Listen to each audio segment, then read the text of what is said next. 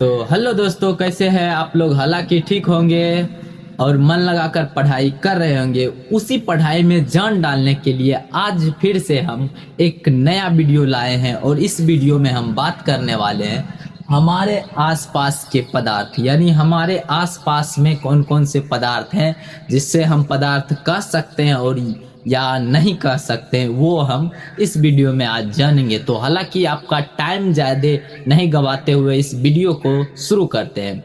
तो पहले हम देखेंगे कि पदार्थ क्या होता है। पदार्थ क्या होता है? संसार के वे सभी वस्तुएं जिसमें द्रव्यमान और स्थान घेरता हो। संसार के वे सभी वस्तुएं जिसमें द्रव्यमान हो और स्थान घेरता हो और उसका कुछ ना कुछ आकार हो, उसे हम वस्तु यानी पदार्थ कहते हैं। उस वस्तु को पदार्थ कहते हैं। जैसे कि आप देख सकते हैं ये स्केच है, इसका कुछ ना कुछ आकार, एक बेलनाकार ही है, चाहे जो भी आकार आप समझिए, एक आकार है इसका। और इसको यहाँ पर रखते हैं, कुछ न कुछ स्थान घेरता है, कुछ न कुछ स्थान घेरता है। और इसको अगर हम मापेंगे तो इसका कुछ ना कुछ तो वजन होगा, यानी द्रव्यमान होगा। तो इसे हम पदार्थ कह सकते हैं। ये परिभाषा के अनुसार हम इसे पदार्थ कह सकते हैं। आगे है, जैसे कि देखिए कुर्सी, कॉपी, ईंट इत्यादि जो है। अब हम जब पदार्थ इसे कहेंगे तो ऐसा तो भी प्रश्न मन में उठता होगा कि भैया आप पदार्थ कोई ऐसा चीज बताइए जिसे हम पदार्थ नहीं कहेंगे। तो चलिए देखते हैं। पहले बात, आप कभी जाते होंगे, कहता होगा कोई कि लाइट पदार्थ है, चाहे हवा पदार्थ है। तो चलिए बात कर लेते हैं। आप जैसे दुख, सुख, लाभ, मोह, माया, ये सभी पदार्थ नहीं है। जैसे कि हम क्या बोले, कुछ ना कुछ स्थान घेरता हो और आकार हो। तो जैसे बैलून में अगर हवा भर देते हैं तो उसका आकार आ जाता है, उस समय वो पदार्थ माना जाएगा।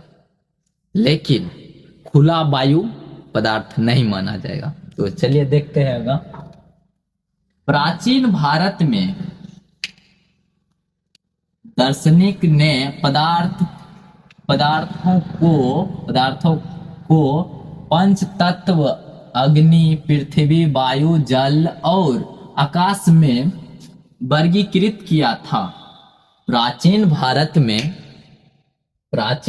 में दार्शनिक ने पदार्थ को 5 भागों में वर्गीकृत किया था, जो कि अग्नि, वायु, पृथ्वी, जल ये सभी हैं और आकाश में वर्गीकृत किया था।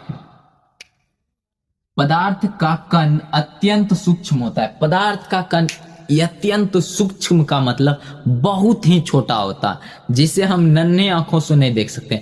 आप ये स्केच देखते होंगे, ये छोटे छोटे कण से मिलकर ये पूरा बड़ा एक स्केच बना हुआ है, जिसे आप छोटा छोटा, जैसे कि घर बनाते हैं उसमें छोटा छोटा ईंट मिलकर बनता है, उसी प्रकार इसमें नैनो पार्टिकल यानी छोटा छोटा कण मिलकर ये पूरा स्केच बना है, जिसे हम अपनी नंगी आंखों से नहीं देख सकते। उसे ही कहा गया है कि पदार्थ का कण अत्यंत सूक्ष्म होता है। पदार्थ के कणों में गतिज ऊर्जा होते हैं, जो गर्म करने पर बढ़ जाता है।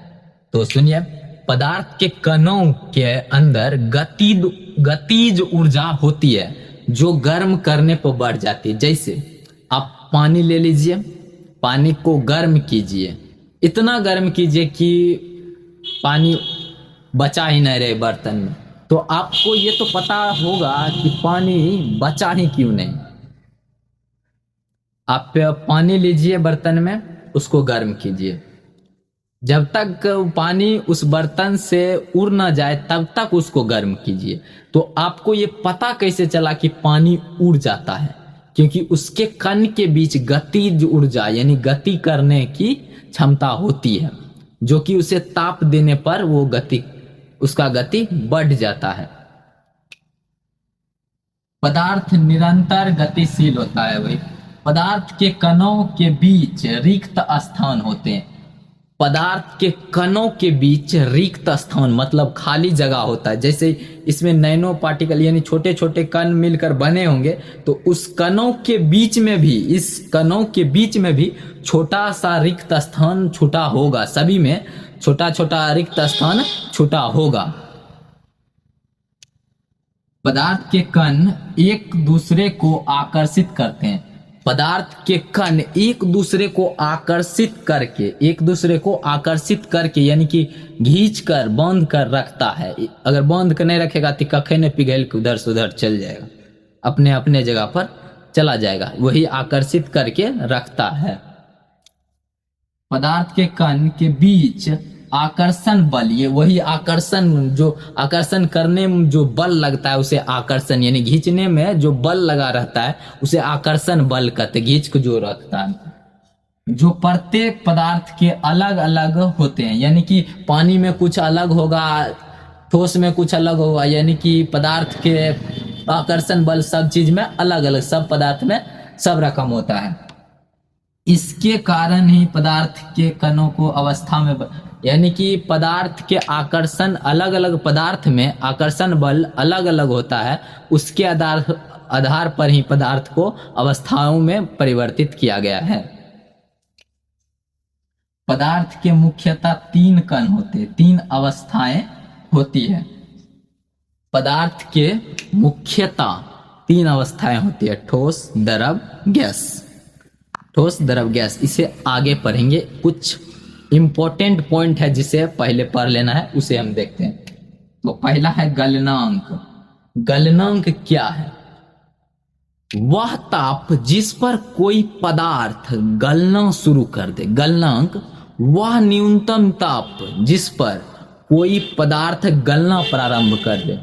जैसे कि आप ये स्केच ले लीजिए, इसको इतना टेम्परेचर दीजिए कि ये गलना प्रारंभ कर दे, तो उसी टेम्परेचर जितना, मानिए कि 20 डिग्री सेल्सियस पर चाहे फ़ारेनहाइट पर ये गलना प्रारंभ कर दिए, सेल्सियस चाहे फ़ारेनहाइट पर केल्विन पर ये गलना प्रारंभ कर दिए, तो इसका मानिए 20 डिग्री सेल्सियस पर ये गलना प्रारंभ किए, तो इसका गलनांक कितना हो गया? 20 डिग्री सेल्सियस।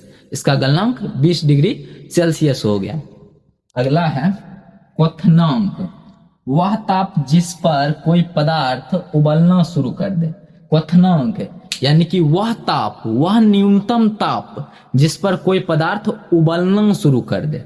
जैसे कि पानी ले लीजिए, उसको मानिए टेम्परेचर दीजिए, वो 100 डिग्री सेल्सियस पर उबलना शुरू कर देता है, तो यानी पानी का क्वथनांक कितना हो जाएगा? 100 डिग्री सेल्सियस। संघनन वैसी प्रक्रिया जिसमें गैस ठंडा होकर द्रव में परिवर्तित हो जाता है। वैसी प्रक्रिया जिसमें गैस ठंडा होकर द्रव में परिवर्तन हो जाता है उसे संघनन कहते हैं। जैसे कि आप लोग पानी का शुद्धिकरण चाहे पेट्रोल का शुद्धिकरण किए होंगे, तो उसमें पता होगा कि पेट्रोल का हीट करके पाइप के द्वारा दूसरे मतलब पात्र में जाकर वो वाष्प को ठंडा करके पेट्रोल बना लिया जाता है। यानी कि जो वाष्प इधर से निकलता है उधर पेट्रोल बना लिया जाता है, उसे ही शुद्धिकरण यानी संघनन विधि कहते। संघनन यानी द्रव को गैस के रूप में बदल कर फिर ठंडा करके पानी बनाना ही, गैस को द्रव रूप में बदलना ही संघनन कहलाता है। तो इस वीडियो में इतना ही, मिलते हैं अगले वीडियो में। तो आपको ये वीडियो कैसा लगा कमेंट में अपना राय जरूर दीजिए, जिससे हमें मोटिवेशन मिलता है, जो कि हम अगले वीडियो में दिखाते हैं। तो धन्यवाद, जय हिंद।